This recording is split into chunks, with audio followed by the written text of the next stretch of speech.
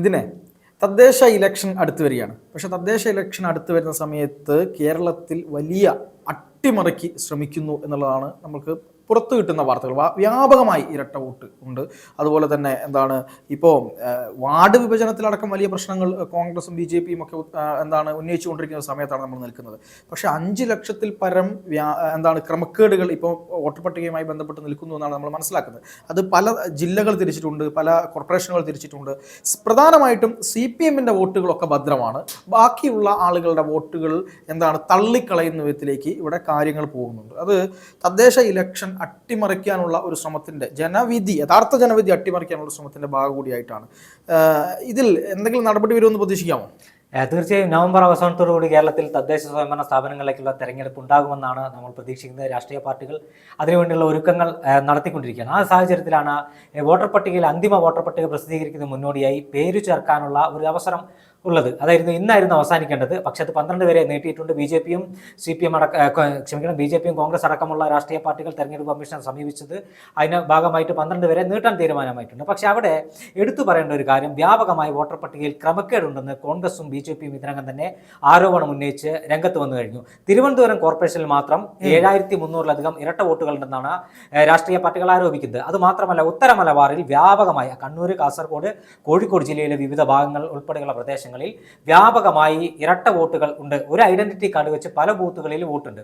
ഈ കണ്ണൂരിലും കാസർഗോഡും പാർട്ടി ഗ്രാമങ്ങളിൽ പലപ്പോഴും മരിച്ചവരും വിദേശത്തുള്ളവരൊക്കെ വോട്ട് ചെയ്യുന്നത് ഇത്തരം തെരഞ്ഞെടുപ്പുകളിലാണ്. മരിച്ചവരൊക്കെ തിരിച്ചു വരുന്ന സാഹചര്യമാണ്. ആ ഒരു സാഹചര്യം ഒരാളുകൾക്ക് ഒരു ഐഡന്റിറ്റി കാർഡ് വെച്ച് 4-5 ബൂത്തുകളിൽ വോട്ടുണ്ട് എന്ന ഗുരുതരമായ ആരോപണം കോൺഗ്രസും BJPയും ഉന്നയിക്കുകയാണ്. പക്ഷേ അതിൽ കാര്യക്ഷമമായ ഒരു നടപടിയെടുക്കാൻ തെരഞ്ഞെടുപ്പ് കമ്മീഷൻ തയ്യാറാകുന്നില്ല. ഇതിൽ നേരത്തെ തന്നെ രാഹുൽ ഗാന്ധി മഹാരാഷ്ട്രയിലും ബീഹാറിലും അടക്കം വോട്ടർ പട്ടികയിൽ ക്രമക്കേടുണ്ടെന്ന് വലിയ ആരോപണം ഉന്നയിച്ച് രംഗത്ത് വന്ന സാഹചര്യമുണ്ട്. സമാനമായ സാഹചര്യത്തിൽ കേരളത്തിലും ഇത്തരത്തിൽ വോട്ടർ പട്ടികയിൽ വ്യാപകമായ ക്രമക്കേടുണ്ട്. തെരഞ്ഞെടുപ്പ് അട്ടിമറിക്കാൻ, അതായത് CPMന്റെയും സർക്കാരിന്റെയും സഹായത്തോടു കൂടി തെരഞ്ഞെടുപ്പ് അട്ടിമറിക്കാൻ, തദ്ദേശ സ്വയംഭരണ സ്ഥാപനങ്ങളിലേക്കുള്ള ജനവിധി അട്ടിമറിച്ചുകൊണ്ട് തങ്ങൾക്ക് ഭരണം ലഭിക്കാത്തിടത്ത് ഭരണസ്വാധീനം ഉപയോഗിച്ച് ഇരട്ട വോട്ടുകൾ ഉപയോഗപ്പെടുത്തി മരിച്ചവരെ വോട്ടർ പട്ടികയിൽ നിന്ന് മാറ്റാതെ അവരുടെ വോട്ടുകൾ മറ്റുള്ള ആളുകൾ ചെയ്യുന്നത്, ഇതൊക്കെല്ലാം ഉത്തര മലബാറിൽ സർവ്വസാധാരണമായ കാര്യമാണ്. പക്ഷേ ഈ അടുത്ത കാലത്ത് അതിലെല്ലാം ചില കുറവുകൾ ഉണ്ടായിരുന്നു. പോളിംഗ് ബൂത്തിൽ വെബ് ക്യാമറ ഉപയോഗിച്ച സാഹചര്യത്തിൽ ഇതിന് ചെറിയ കുറവുകൾ ഉണ്ടായിരുന്നു. പക്ഷേ മലപ്പട്ടം പോലെയുള്ള പഞ്ചായത്തുകളിൽ CPMന്റെ സ്വാധീന മേഖലകളിലൊന്നും ഇത് പൂർണ്ണമായി തടയാൻ കഴിഞ്ഞില്ല.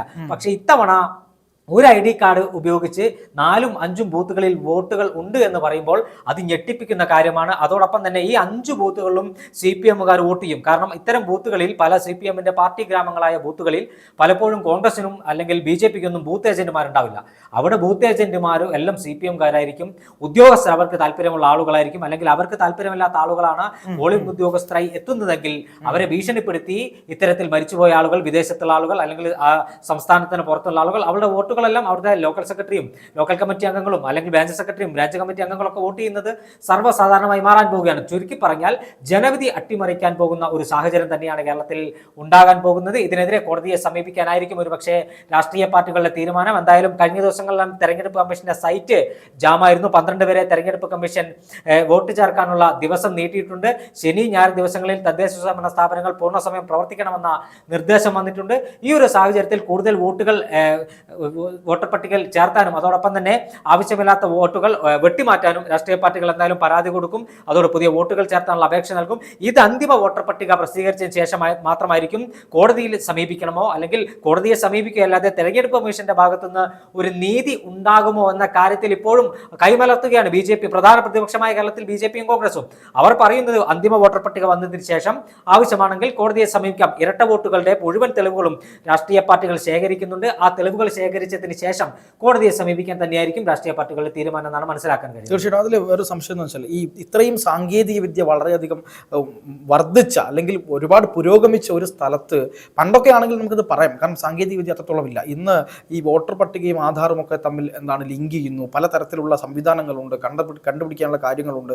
ഇത് അപ്പം നമ്മുടെ കൈ അടക്കം ഈ കൈ വിവരങ്ങളടക്കം ബയോമെട്രിക്സ് വിവരങ്ങളടക്കം നമ്മൾ ശേഖരിച്ചിട്ടുണ്ട്. ഈ ഒരു സമയത്ത് പോലും ഇത്തരത്തിലുള്ള കാര്യങ്ങൾ നടക്കുന്നു എന്ന് പറയുമ്പോൾ അത് സർക്കാർ ജീവനക്കാരെ തന്നെ വെച്ചുകൊണ്ട് CPM നടത്തുന്ന ഒരു കൃത്യമായ പ്ലാനിങ് അല്ലേ ഇത് എന്നുള്ളതാണ്. തീർച്ചയായും. അതായത് ലോകത്തിലെ ഏറ്റവും വലിയ ജനാധിപത്യ രാജ്യമാണ് ഇന്ത്യ എന്ന് നമ്മൾ പറയുന്നുണ്ട്. ഇന്ത്യ ജനാധിപത്യ രാജ്യമാണെന്ന കാര്യത്തിൽ ഒരു തർക്കവുമില്ല. ആ ജനാധിപത്യ രാജ്യമായ ഇന്ത്യയിൽ ഒരു സംസ്ഥാനത്താണ് പച്ചയായി തെരഞ്ഞെടുപ്പുകൾ അട്ടിമറിക്കപ്പെടുന്നു എന്ന് പറയുമ്പോൾ സംസ്ഥാന സർക്കാരിന്റെ പൂർണ്ണ പിന്തുണ അത് അട്ടിമറിക്കാനുണ്ട്. കാരണം വോട്ടർ പട്ടികയിൽ കൃത്യമായി മരിച്ചുപോയ ആളുകൾ അല്ലെങ്കിൽ സ്ഥലത്തില്ലാത്ത ആളുകൾ, വിദേശത്ത് ജോലി ചെയ്യുന്ന ഇവർക്കൊന്നും വോട്ടവകാശം ഉണ്ടാവില്ല. കാരണം മരിച്ചുപോയ ആളുകളെ വോട്ടർ പട്ടികയിൽ നീക്കം ചെയ്യേണ്ടതാണ്. ആ നീക്കം ചെയ്യേണ്ടത് ഉദ്യോഗസ്ഥന്മാരാണ്, അതോടൊപ്പം BLOമാരാണ്, ബൂത്ത് ലെവൽ ഓഫീസർമാരാണ്. പക്ഷേ ഇതിനൊന്നും പല മേഖലകളിലും CPMന് സ്വാധീനമുള്ള മേഖലകളിൽ ഇതൊന്നും നടക്കാറില്ല. 10 വർഷം മുമ്പ് മരിച്ച ആളുകൾക്കും ഈ തെരഞ്ഞെടുപ്പിൽ വോട്ടുണ്ടാവും.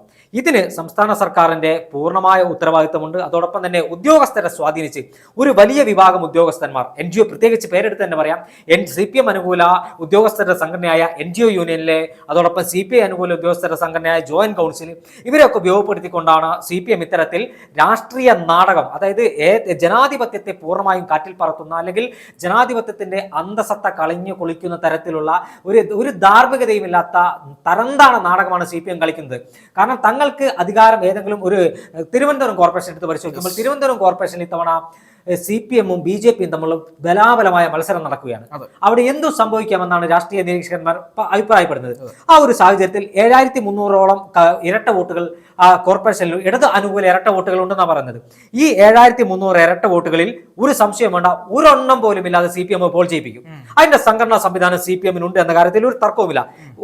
പലപ്പോഴും ഒരു കോർപ്പറേഷൻ വാർഡിൽ അല്ലെങ്കിൽ ഒരു പഞ്ചായത്തിൽ 2 വോട്ടിന് 20 വോട്ടിന് 12 വോട്ടിനൊക്കെ ജയിക്കുന്ന വാർഡുകളുണ്ട്. കഴിഞ്ഞ തവണ കൊച്ചി കോർപ്പറേഷനിലെ കോൺഗ്രസ് ജയിച്ചാൽ മേയറായി നിൽക്കേണ്ട സ്ഥാനാർത്ഥി തോറ്റത് 1 വോട്ടിനാണ്. അത്തരം സ്ഥലങ്ങളിൽ ഈ ഇരട്ട വോട്ട് വലിയ ഒരു പ്രതിസന്ധി സൃഷ്ടിക്കുമെന്ന കാര്യത്തിൽ തർക്കമില്ല. കാരണം 7300ഓളം വോട്ടുകൾ ഉണ്ടെന്ന് പറയുമ്പോൾ ഈ 7300 വോട്ട് CPMന്റെ വോട്ടാണ്, അല്ലെങ്കിൽ ഇടതുമുന്നണിക്ക് മാത്രം ലഭിക്കുന്ന വോട്ടുകളാണ്. ആ വോട്ടുകൾ മുഴുവൻ പോൾ ചെയ്യിപ്പിക്കുമ്പോൾ മറുഭാഗത്ത് കോൺഗ്രസിന് അല്ലെങ്കിൽ BJPക്ക് ജയിക്കാനുള്ള സാഹചര്യം അവിടെ നഷ്ടപ്പെടുകയാണ്. അത്തരത്തിൽ ഭരണം നിലനിർത്തണം.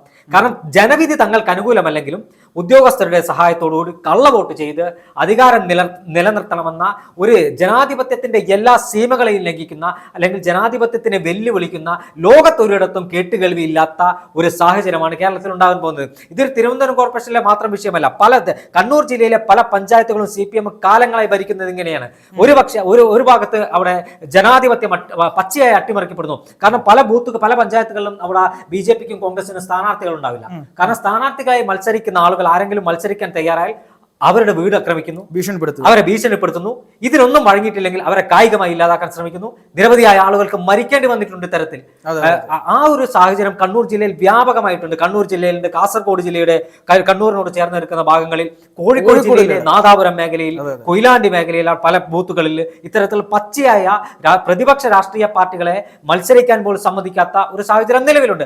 ആ ഒരു സാഹചര്യത്തിൽ തന്നെയാണ് പാർത്ഥൻ പറഞ്ഞതുപോലെ ടെക്നോളജി, സാങ്കേതിക വിദ്യ ഇത്രത്തോളം വളർന്നിട്ടും ആ ടെക്നോളജി ഒന്നും ഞങ്ങൾക്ക് ബാധകമല്ല. വെബ്കാസ്റ്റിംഗ് ക്യാമറകൾ ബൂത്തുകളിൽ നിലനിൽക്കുന്ന അതേ സാഹചര്യത്തിൽ കള്ളവോട്ട് ചെയ്യുന്ന സാഹചര്യം ഉണ്ടായിട്ടുണ്ട്. തൊട്ടു മുമ്പിൽ 2019 ലോക്സഭാ തെരഞ്ഞെടുപ്പിൽ കണ്ണൂർ ജില്ലയിലെ കാസർഗോഡ് ലോക്സഭാ മണ്ഡലങ്ങളിലെ 6ഓളം ബൂത്തുകളിൽ റീപോളിംഗ് നടത്തേണ്ട സാഹചര്യം ഉണ്ടായിട്ടുണ്ട്. കാരണം തെരഞ്ഞെടുപ്പ് കമ്മീഷൻ ഇത് വ്യക്തമായി ബോധ്യമായി. നേരത്തെ കണ്ണൂരിൽ K. സുധാകരൻ ഇത്തരത്തിൽ ഒരു തെരഞ്ഞെടുപ്പിൽ വിജയിയായി കോടതിക്ക് പ്രഖ്യാപിക്കേണ്ട സാഹചര്യം ഉണ്ടായിട്ടുണ്ട്. അദ്ദേഹം ഇരട്ട വോട്ടുകൾ പൂർണ്ണമായും ശേഖരിച്ച് അത് കോടതിയിൽ തെളിവായി കൊണ്ടുപോകുന്ന ഒരു സാഹചര്യം ഉണ്ടായിരുന്നു. എടക്കാട് മണ്ഡലത്തിൽ നിന്ന് സുധാകരൻ എങ്ങനെയാണ് തെരഞ്ഞെടുപ്പിൽ ജയിക്കുന്നത്? അതേപോലെ തന്നെ തെരഞ്ഞെടുപ്പ് അട്ടിമറിക്കാൻ നേരത്തെ CPM തെരഞ്ഞെടുപ്പ് അട്ടിമറിക്കാൻ ഇത്തരത്തിൽ മരിച്ചുപോയ ആളുകളുടെ വോട്ടുകൾ ചെയ്യുന്നത് സർവ്വസാധാരണമായിരുന്നു. പക്ഷേ സാങ്കേതിക വിദ്യ ഇത്രത്തോളം വളർന്നിട്ടും അതിൽ നിന്ന് ഒരടി പോലും പിറകോട്ട് പോകാൻ തങ്ങൾ തയ്യാറല്ല എന്ന് തന്നെയാണ് CPM ഇപ്പോഴും പറഞ്ഞുകൊണ്ടിരിക്കുന്നത്. ആ പറഞ്ഞുകൊണ്ടിരിക്കുന്നതിന്റെ ഭാഗമായിട്ടാണ് CPMന്റെ ഇത്തരത്തിൽ ഉദ്യോഗസ്ഥന്മാരെ സ്വാധീനിച്ച് ഇരട്ട വോട്ടുകൾ മാത്രം ഒരു ID കാർഡിൽ 4-5 ബൂത്തുകളിൽ വോട്ടുകൾ ഉണ്ടെന്ന് പറയുമ്പോൾ ഏറ്റവും ഗുരുതരമായ ഒരു സാഹചര്യമാണ്. എന്തായാലും അന്തിമ വോട്ടർ പട്ടിക വന്നതിന് ശേഷം ഇക്കാര്യത്തിൽ ഒരു വ്യക്തത വരും. അതിനുശേഷം ഉറപ്പാണ്, ഒരു കാര്യത്തിൽ സംശയമില്ല, തദ്ദേശ സ്വയംഭരണ സ്ഥാപനങ്ങളിലേക്കുള്ള തെരഞ്ഞെടുപ്പാണ്. ഒരു വോട്ട് പോലും ഏറ്റവും വിലപ്പെട്ടതാണ്. BJPയും കോൺഗ്രസും അടങ്ങിയിരിക്കില്ല. അവരെന്തായാലും കോടതിയിൽ പോകുമെന്ന് തന്നെയാണ് നമുക്ക് മനസ്സിലാക്കാൻ കഴിയുന്നത്. പക്ഷേ അന്തിമ വോട്ടർ പട്ടിക വന്നാൽ മാത്രമേ ഇതിൽ എത്രത്തോളം ക്രമക്കേടുണ്ടെന്ന് പൂർണ്ണമായി നമുക്ക് പറയാൻ കഴിയൂ. കാരണം ഇപ്പോൾ പ്രാരംഭമായി രാഷ്ട്രീയ പാർട്ടികൾ ഈ വോട്ടർ പട്ടിക പരിശോധിച്ചതിൽ നിന്ന് മാത്രമാണ് അവർക്ക് ഈ വിവരങ്ങൾ ലഭിച്ചത്. ഈ വിവരങ്ങൾ വെച്ചുകൊണ്ടാണ് അവർ പരാതിയായി മുന്നോട്ട് പോകുന്നത്.